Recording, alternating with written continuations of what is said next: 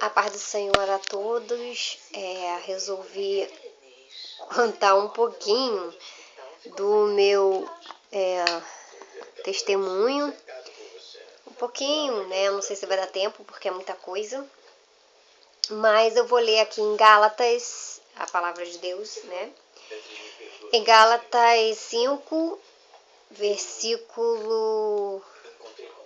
capítulo 5 e versículo 16 em diante, tá bom? Aqui. Digo, porém, andai em espírito. Só um minutinho. Digo, porém, andai em espírito e não cumprires a concupiscência da carne, porque a carne cobiça contra o espírito, e o espírito contra a carne. E estes opõem-se um ao outro, para que não façais o que queres, ou seja, o que quereis. Mas se sois guiados pelo Espírito, não estáis debaixo da lei. Mas se sois guiados pelo Espírito, não estáis debaixo da lei.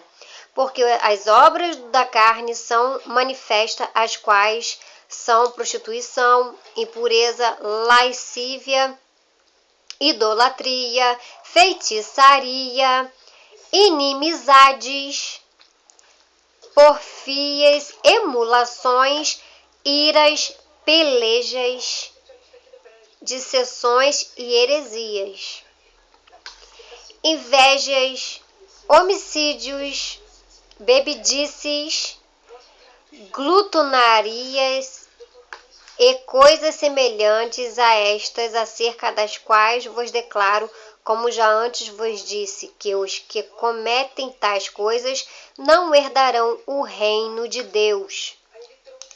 Viu? Mas o fruto do Espírito é caridade, gozo, paz, longanimidade, benignidade, bondade, fé, mansidão, temperança. Contra essas coisas não há lei. E os que são de Cristo crucificaram a carne com as suas paixões e concupiscências. Se vivemos em espírito, andemos também em espírito. Não sejamos cobiçosos de vanglórias, irritando-nos uns aos outros, invejando-nos uns aos outros. Amém? Até que me deu o Senhor, que é essa palavra que eu medito. Fico meditando e sempre fico meditando, sempre quando a carne quer falar mais alto, né? E eu vou ali e medito nessa palavra, porque nós somos seres humanos, então as pessoas fazem de tudo para não tirar do sério, né? Pra gente perder a nossa graça, acabar explodindo, acabar discutindo, acabar ofendendo, né? E acabar isso tudo. Está dizendo aqui na palavra de Deus que é da carne, né? Para nossa carne falar mais alto, e isso não herdaremos o reino dos céus, isso não provém de Deus, entendeu? Eu vou fechar aqui e vou falar. Há um ano atrás, porque já fez um ano que eu estou morando aqui, dia 12 de abril, né? Há um ano atrás, eu estava morando na Gardênia Azul, aqui no Rio de Janeiro, né? E eu tinha muito show para fazer, ainda estava cantando forró, mas eu estava muito atribulada ainda com meu marido, ainda Deus estava transformando ainda meu marido ainda não era da igreja, mas Deus estava já preparando, né, ele para ser evangélico, e eu tinha uns shows para fazer ainda, mas eu estava querendo sair fora do forró, querendo sair fora de música, né? De cantar à noite. Então, eu comecei a cumprir agendas de show. E eu tinha um show dia 13 de julho, né? E eu trabalhava, além de eu trabalhar como cantora de forró, eu também, além de eu cantar, além de eu ser cantora de forró na época, eu também trabalhava cuidando de um idoso. Então,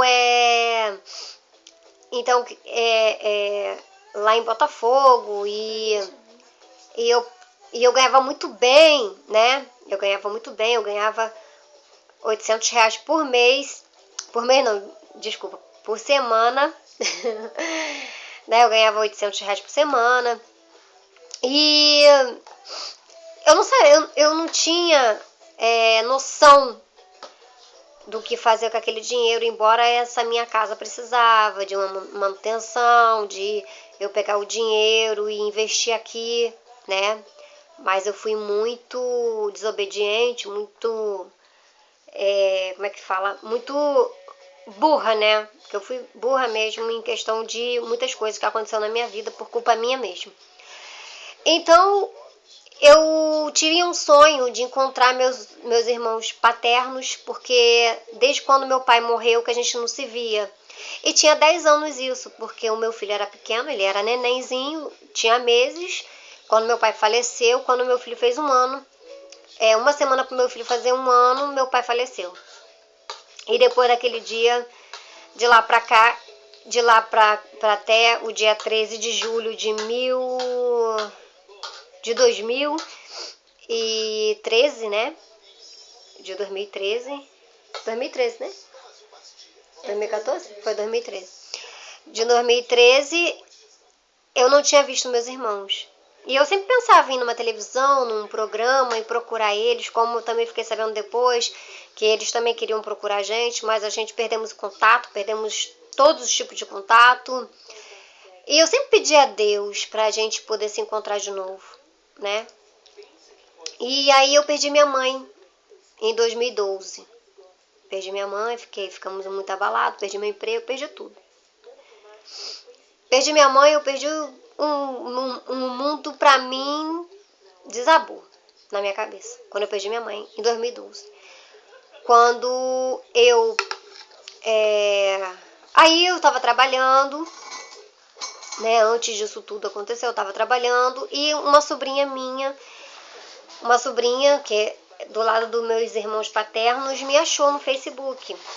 E dali, foi um achando o outro, e fui, né? Cada um foi puxando de um pro outro e tal. E nos achamos. E aí eu falei, eu vou fazer esse show de dia 13 de julho. De julho. De junho não, de julho. Dia 13 de julho eu vou fazer um show na Feira de Caxias. E como meu irmão mora perto, meu irmão materno mora lá em Caxias, eu falei assim, vou ver com ele pra gente fazer uma festa, pra gente reunir os irmãos, aproveitar eles irem também no meu show e ver como é que é, né? E pronto, armei tudo, fizemos, foi uma bênção, pra honra e glória do Senhor, né? Até aí tudo bem. Aí nós fomos... Aí tudo bem, eles foram no show, ficaram felizes, todo mundo maravilhados, fomos pra casa. Eu tive que vir embora depois do show, que eu tava muito cansada, que eu fiz 2 shows naquele dia, e eu vim embora. Quando eu fui pra casa dormir pra descansar, no dia seguinte eu fui pra casa do meu irmão, lá em Caxias, como eu tinha combinado, e todo mundo, a galera toda tava me esperando lá. E de cara eu me aborreci, né? Me aborreci.